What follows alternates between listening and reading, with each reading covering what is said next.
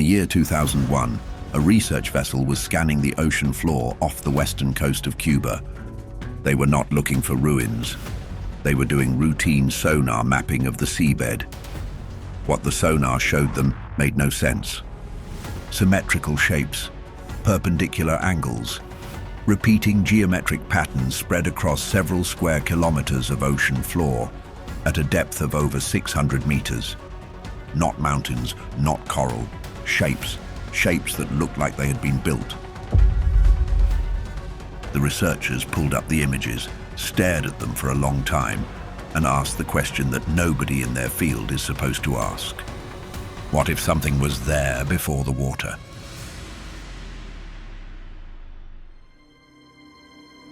The research vessel was operated by a Canadian exploration company called Advanced Digital Communications.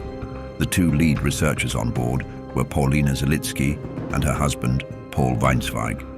They had been hired to help the Cuban government survey its offshore waters for exploration purposes. Nothing about the mission was mysterious. It was ordinary commercial work. Then the sonar data came back. The images showed what appeared to be a series of stone structures on the seafloor spread across an area of roughly 2 square kilometers. There were shapes that resembled pyramids. There were what looked like roads, or at least long straight features arranged in a grid. There were right angles and repeating forms that, in the sonar resolution available, were difficult to explain as products of natural geological processes. Zalitsky and Weinsweig were not archaeologists. They were careful to say so. They brought in geologists, oceanographers, and eventually underwater archaeologists. They sent down a remotely operated vehicle with cameras and retrieved footage of the formations at close range. They found smooth stone surfaces, blocks with flat tops, and structures that in some footage appeared to show carved or worked elements. In 2002, they published preliminary findings and held a press conference. The story briefly became international news. Then the scientific community did what the scientific community does when faced with claims that do not fit the established timeline. It asked for more evidence.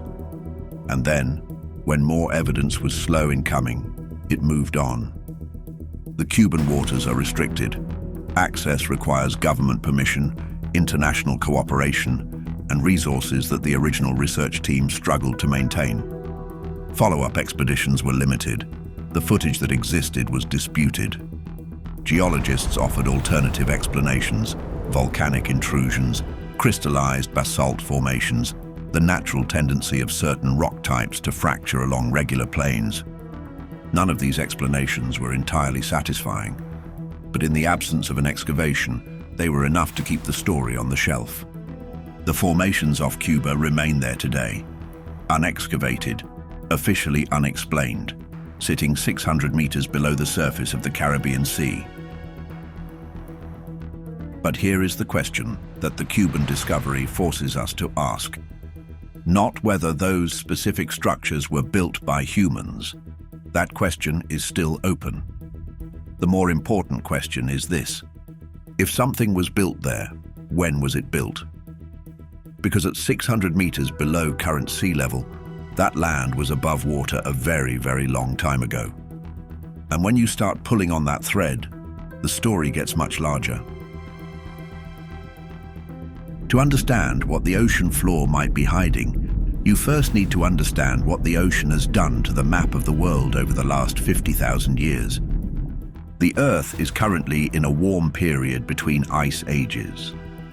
During the last glacial maximum, the coldest point of the most recent ice age, which peaked roughly 20,000 years ago, the planet looked radically different from anything on any map you have ever studied. Sea levels were approximately 120 meters lower than they are today. 120 meters. That is not a small difference. That is the difference between a submerged coastline and a continent. When you lower the world's oceans by 120 meters and look at what emerges, entire regions of the world transform beyond recognition. The British Isles are not islands. They are the northwestern edge of a continuous landmass, stretching east and south into what is now the North Sea. Southeast Asia is not an archipelago. It is a vast subcontinent twice the size of India. The Persian Gulf does not exist. Northern Australia is connected to Papua New Guinea. And the Caribbean, parts of the shallow shelf surrounding Cuba, the Bahamas, and the Yucatan would have been dry land. The most extensively studied of these lost landscapes has a name: Doggerland. Doggerland was the landmass that once occupied what is now the southern North Sea, connecting the island of Britain to the European continent. It was not a frozen wasteland. At various points in its existence, Doggerland was a temperate lowland of rivers, wetlands, forests, and rich hunting grounds. It was, by any measure, one of the most productive landscapes in northwestern Europe. It was also home to people. Fishermen working the North Sea have been pulling up the evidence for over a century. Bones of woolly mammoths, aurochs, and giant elk dredged up in fishing nets. Stone tools and worked antler artifacts brought to the surface from depths of 30 to 40 meters. In 2018, researchers from the University of Bradford began a systematic effort to map Doggerland using seismic survey data from oil and gas exploration, and what emerged was a detailed picture of a lost landscape. River valleys, lake beds, coastlines, all sitting silently beneath the North Sea. Doggerland did not disappear overnight. It shrank over thousands of years as the ice sheets melted and sea levels rose. But at some point between 8,000 and 6,000 years ago, the process accelerated dramatically. A massive underwater landslide off the coast of Norway, known as the Storegga Slide, sent a mega tsunami across the North Sea that may have inundated the remaining low-lying areas of Doggerland within hours. Whatever communities existed there, and people most certainly did live there, would have had no warning. But Doggerland is only one example. The more significant one in terms of sheer scale lies on the other side of the world. Lower the world's sea levels by 120 meters and look at Southeast Asia. The islands of Sumatra, Java, Borneo, and Bali are no longer islands. They are the highlands of a continuous landmass that extends south and west from the Southeast Asian mainland, covering an area roughly comparable to Western Europe.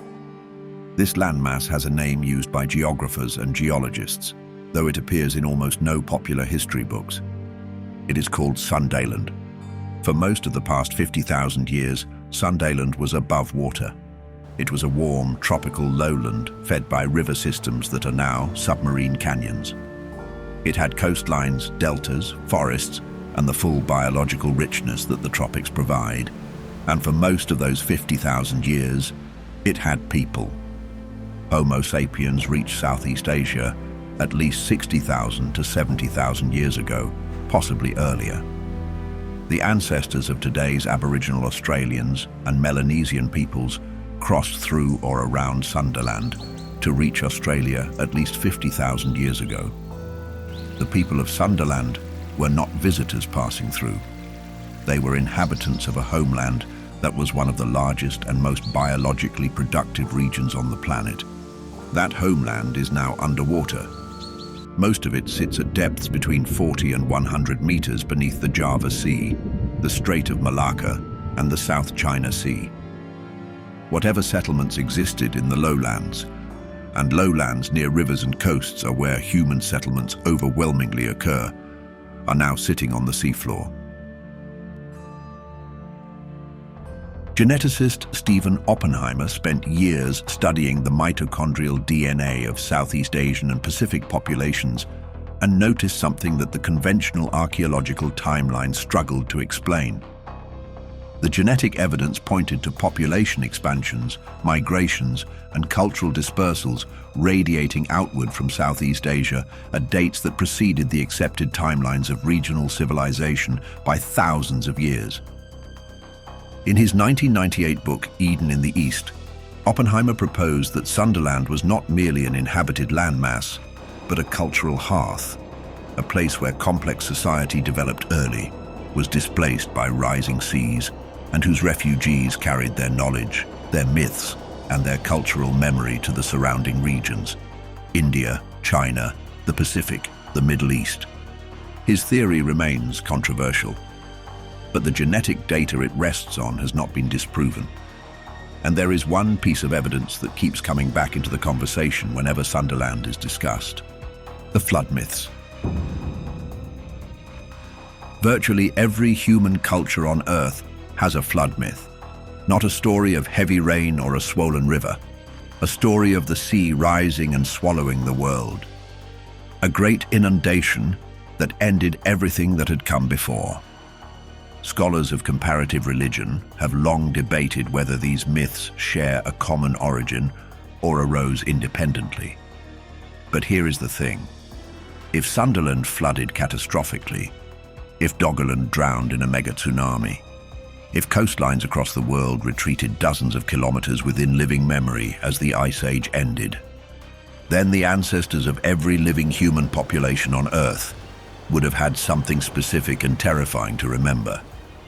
They watched the ocean take the world, and they told their children, and their children told theirs. For 10,000 years, across every continent and island, the memory of the Great Flood survived. The accepted timeline of human civilization runs roughly like this. Modern humans evolved in Africa between 300,000 and 200,000 years ago. For most of that time, they lived as hunter-gatherers. Around 10,000 to 12,000 years ago, something changed. Agriculture emerged. Settlements became permanent. Complexity increased. Civilization, as we normally define it, began. This timeline has a deep hold on how we understand ourselves. It is taught in schools, reinforced by textbooks, and supported by the majority of mainstream archaeology. But it has a problem. The problem is Göbekli Tepe. Göbekli Tepe is an archaeological site in southeastern Turkey. When excavations began in the 1990s under German archaeologist Klaus Schmidt, what emerged from beneath the hillside was not what anyone had predicted. Massive carved stone pillars, up to 6 meters tall and weighing up to 20 tons, arranged in circular enclosures decorated with intricate relief carvings of animals, abstract symbols, and human-like figures. The carvings are sophisticated. The construction required enormous coordinated labor. The site shows evidence of planning, of symbolic thinking, of an organizational capacity that the conventional timeline insists should not have existed yet. Göbekli Tepe has been dated to approximately 11,600 years ago. And here is the part that most popular summaries leave out. The site was deliberately buried. Someone at some point intentionally filled the enclosures with debris and covered them over. This was not destruction. This was preservation.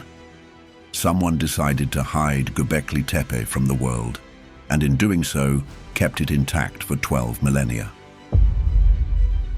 Why would you bury a monument? The honest answer is that we do not know.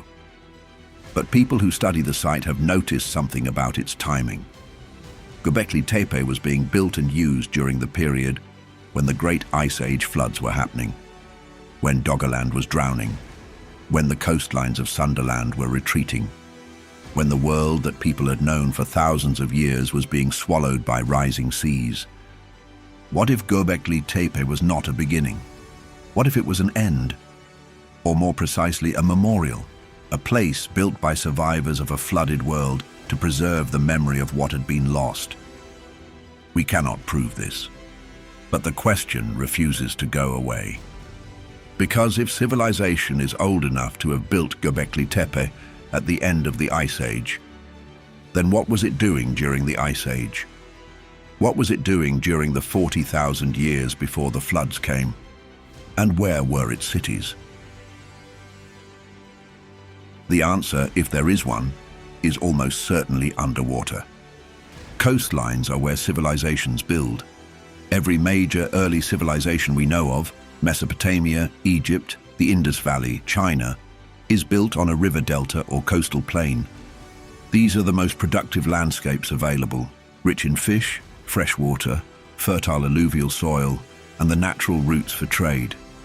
During the Ice Age, the most productive coastal landscapes on Earth were the ones that are now 60 to 120 meters underwater. We have not looked there. Not seriously. Not systematically. Because looking there is expensive, technically difficult, and because the question it would answer is one the mainstream timeline has preferred not to ask. Cuba is not the only place. Off the southern coast of Japan, near the island of Yonaguni, there is an underwater formation that has been debated since a local diver discovered it in 1986. The Yonaguni Monument, as it came to be called, is a large rock structure at a depth of between 5 and 40 meters. It features what appear to be flat terraced surfaces, right-angle cuts, straight walls, and a series of steps that follow a regular geometry. Japanese geologist Masaki Kimura spent years diving the site and concluded that it showed evidence of human modification, if not human construction. He identified what he called tool marks, carved channels, and a layout consistent with a terrace structure or ceremonial platform. Other geologists argued that the formations could be explained by the natural tendency of the local sandstone to fracture along regular planes due to its crystalline structure. The debate has not been resolved, but here is what is not in dispute. If the Yonaguni Monument was on dry land 10,000 to 12,000 years ago, which it was, given its current depth relative to known sea level curves, then whatever it is, it existed in the period when people were certainly living in that part of the world. Further north, in the Gulf of Kambat off the coast of India, a marine survey conducted in 2001 by India's National Institute of Ocean Technology produced sonar images of what appeared to be geometric structures on the ocean floor at a depth of about 40 meters. Artifacts were dredged from the area, including what researchers claimed were worked pieces of wood. Carbon dating of the organic material returned dates of around 9,500 years ago. The discovery was reported by the Indian government with considerable excitement. The international archaeological community responded with skepticism, questioning the carbon dating methodology and the interpretation of the sonar images. The site remains inadequately excavated. Off the coast of Alexandria in Egypt, an underwater archaeological site known as Heraklion was discovered in 2000. This one is not disputed. Heraklion was an actual functioning city, a major port of ancient Egypt that slipped into the sea due to subsidence and liquefaction of the unstable delta sediments on which it was built. Statues, temples, coins, and everyday objects have been recovered in an ongoing excavation project that has been running for decades. Heraklion is not evidence of a pre-Ice Age civilization. It is historical era archaeology, but it is important for a different reason. It demonstrates something obvious that we nonetheless forget. Cities sink. Entire functioning urban environments slip beneath the water and survive. The sea preserves things. The problem is not that underwater ruins cannot exist. The problem is that we are not looking. And then there are the sea peoples. Around 1200 BCE, the Bronze Age world collapsed. Egypt, which had dominated the Eastern Mediterranean for thousands of years, was suddenly fighting for its life. The Hittite Empire, which had been Egypt's great rival, ceased to exist within a generation. City after city along the Levantine coast was burned and abandoned. Trade networks that had connected the Mediterranean world for centuries fell apart. Literacy declined. Populations collapsed. The region entered what historians call a dark age that lasted for centuries. The cause remains one of the most debated questions in ancient history. The Egyptian records blame a coalition of raiders they called the Sea People, groups arriving by sea, attacking cities, and destabilizing everything they touched. But who the Sea Peoples were, where they came from, and why they suddenly appeared in such force at this precise moment is still not settled. Some researchers have proposed that the Sea Peoples were not raiders from a distant unknown land, but refugees, populations displaced by environmental catastrophe, possibly including continued coastal flooding, drought, or seismic activity that had destabilized their home regions. People who arrived at the coasts of Egypt and the Levant, not because they chose to raid, but because they had nowhere else to go. If some of those refugees came from places that are now underwater, we would not know. Their home cities are beneath the sea. Their records, if they kept records, are gone. They arrived on Egyptian shores as a mystery and remained one. You cannot tell this story without eventually saying the word Atlantis. Plato wrote about Atlantis in two dialogues, the Timaeus and the Critias, composed around 360 BCE. He described it as a powerful naval civilization that existed beyond the Pillars of Hercules, that is, beyond the Strait of Gibraltar in the Atlantic Ocean, and that had been destroyed and sunk into the sea in a single day and night of misfortune. For 2,500 years, people have argued about what Plato meant. Was it allegory, a philosophical fable about the dangers of hubris? Was it based on real events? Perhaps distorted memories of the Minoan civilization, disrupted by the Thera volcanic eruption around 1600 BCE. Was it pure invention? The standard academic answer is that Atlantis is not real, that Plato invented it as a literary device. This position has the advantage of requiring no uncomfortable revisions to the historical timeline. But here is what is worth sitting with. Plato describes Atlantis as existing 9,000 years before his own time. That places the destruction of Atlantis at roughly 9,600 BCE, which is, and this alignment has been noted by researchers for generations, precisely the period when the Ice Age was ending. Sea levels were rising catastrophically, and coastlines across the world were being drowned. Plato did not know about ice ages. He did not know about sea level rise. He did not have access to modern climate science.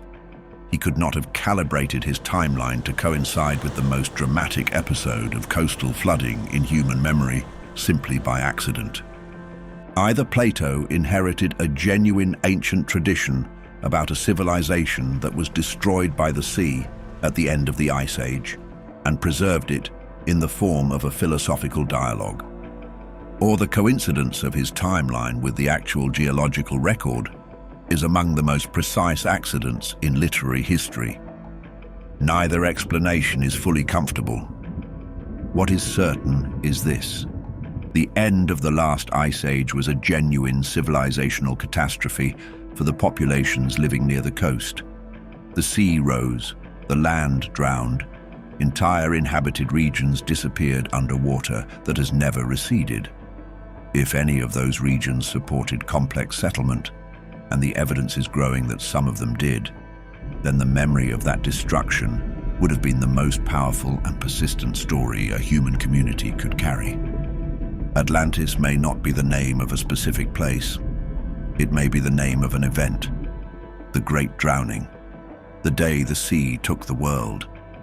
A memory so enormous and so traumatic that it never fully left the human imagination, surfacing in Plato's dialogues, in flood myths from every continent, in the oral traditions of coastal peoples from Australia to the Americas who still tell stories, passed down across hundreds of generations, about the time the ocean rose. The technology to search the ocean floor seriously is not new. Sonar mapping, remotely operated vehicles, and underwater archaeological techniques have been advancing steadily for decades. The problem is not capability. The problem is priority. The ocean floor is vast. The areas that would be most relevant to the search for pre-Ice Age settlement, the shallow shelves that were exposed land between 20,000 and 8,000 years ago, amount to roughly 27 million square kilometers. That is an area larger than Africa. A tiny fraction of it has been investigated with any archaeological intent. Glenn Milne, a geophysicist at Durham University, has spent years modeling the exact configuration of the world's coastlines at different points during the past 20,000 years. His work makes it possible to generate maps showing precisely what the land looked like at any given point in the deglaciation process, which coastlines existed, which river valleys drained where, which regions would have been most attractive for settlement.